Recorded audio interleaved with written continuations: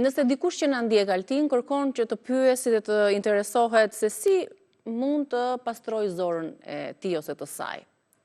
Nëse dikush do ma drejton të këtë pyetje, çfarë këshilla do Zora t'i mund të jepni? drejtohet, po unë këshillën e parë do t'i thoja se çfarë do të ushqejnë njerëzit ku kanë kancer, ose kur është problemi te Kur kancer. janë diagnostikuar me një tumor, po, dakord. Ose po deshe them edhe për zorën, po për pastrimin, si doni mund të bëhet në disa forma. Por atëherë te problemi i ushqimit ne duhet dimi diçka. Ushqimi në këtë fazë nuk është thjesht një ushqim për të mbushur veten, në momentin që ai është mund të jetë kimioterapi ose në kancer, ose mbas s'ka bërë dhe kimio, varet çfarë zgjidhje ka marr, ai është një ilaç. Sepse çfarë ndon në trupin tonë? Në moment që kimioterapia nuk dallon midis qelizave kancerogjene dhe atyre që ndahen në mënyrë normale dhe në mënyrë të keqe. Ajo në fund ditës ose në fund çastit ku futet shkatron çdo gjë.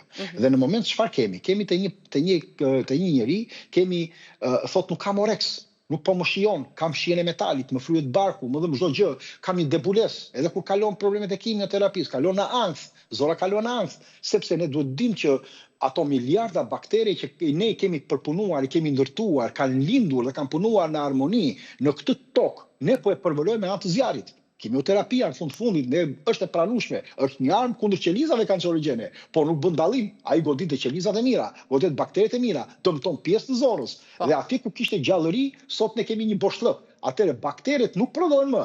Butirati, përthithje vitaminës B është jashtëzakonisht e këndshme. Mungon serotonina në këtë rast, që do zhduket. Në anë tjetër do shtohen bakteret oportuniste ose të këqija, siç është Clostridiumi ose Candida, dhe do kemi një dëmtim të sistemit imunitar. Dhe kjo është arsyeja pse njerëzit që vazhdojnë me kimioterapi kanë probleme me kapslëkun, kanë mungesë oreksi, kanë lodhje, dhe ky është një fakt i vërtetuar. Si mund t'i ndihmojmë ata? Zora ka nevojë për forcë të fortë në këtë ditim. Atëherë zora nuk është e vdekur, por është e plagosur dhe ka nevojë për një kujdes. Prandaj në këtë rast ne duhet patjetër që të marrim disa sense për ta rregulluar. Çfarë për shembull? E para duhet të ecim me 5 drejtime. Të mbrojmë mukozën e zorës nga dëmtimi, të rikthejmë mikrobiomën e zonës së shëndetshme, të forcojmë sistemin imunitar dhe energjinë, të parandalojmë infeksionet dhe inflamacionin e tepruar dhe të rrisim nivelet, pra kjo është objektivi kryesor, dhe të rrisim nivelin e sistemit antiinflamator. Të mbrojmë mukozën e zorës nga dëmtimi fillohet me atë që ti the pastrimi dhe detoksifikimi. Pastaj për ta rikthyer mikrobiomën e shëndetshme duhet një dietë e gërshetuar nëpërmjet nivelit të lartë të enzimave, të glutaminës, të nivelit të vajit të peshkut, të aloe verës, të kurkumës, të cilët janë elementët bazë. Trupi shërohet kur ne fillojmë edhe i përdorim to. Pra, po ta shikojmë, është parë në një studim në 2021 40% personave që kishin probleme të kancerit kishin mungesë të glutaminës. Pra, një aminoacid i cili është jashtëzakonisht shumë i rëndësishëm. Konsumimi pasaj disa çajrave të cilët ne duhet që janë testuar, për shembull çaji kurkumës i përzier me vajin e ullirit, me ujin e ngrohtë, pas vakteve shumë e mirë, çaji i xhinxherit, sepse ka shogaol. Shogaoli është një substancë poliferimi të cilët lufton qelizat tumorale dhe kemi një studim 2019 në gazetën gastroenterologjisë për këtë. Në anën tjetër ne mund të përdorim disa çajra të tjerë siç është çaji i kamomilit, i gërshetuar me çajin e mentes dhe her pas here edhe me çajin e xhinxherit. Në anën tjetër mos harrojmë çaji i trumzës me rozmarinën, sepse ka karvarkol, kaltimol dhe acid rozmarinik, e cila është substanca që frënzon enzimat inflamatore CO2, të cilët COX-2, që ndihmojnë në detoksifikimin edhe të mëlçisë. Nxit edhe problemin e aktivitetit qelizor, këto lloj çajra shaf mirë, çaji i shafranit i gërshetuar me lulen e blirit dhe me koprën, të cilës nga më të mira, çaji lule radhiqes.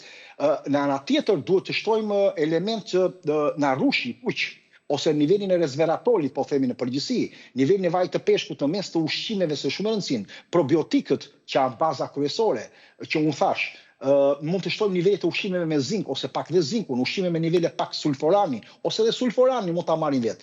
Dhe nga ana tjetër, mos kuptojmë gjë, parimi themelor është të shërojmë terrenin dhe jo vetëm tumorin. Kjo është forca e naturopatisë. Pastrim, detoksifikim, rikthimi i ekuilibrit zorës, ushqyerjen e qelizave të shëndetshme, stimulimi i sistemit imunitar dhe balancimin e sistemit nervor, që është shumë e rëndësishme për të përballuar konceptin që ti ke kancer ose nuk ke kancer. Nga ana tjetër, nëse më lejon, janë disa terapi të cilët janë nga më të mirat për të rregulluar dhe modifikuar format e kësaj. Kemi për shembull, kemi terapinë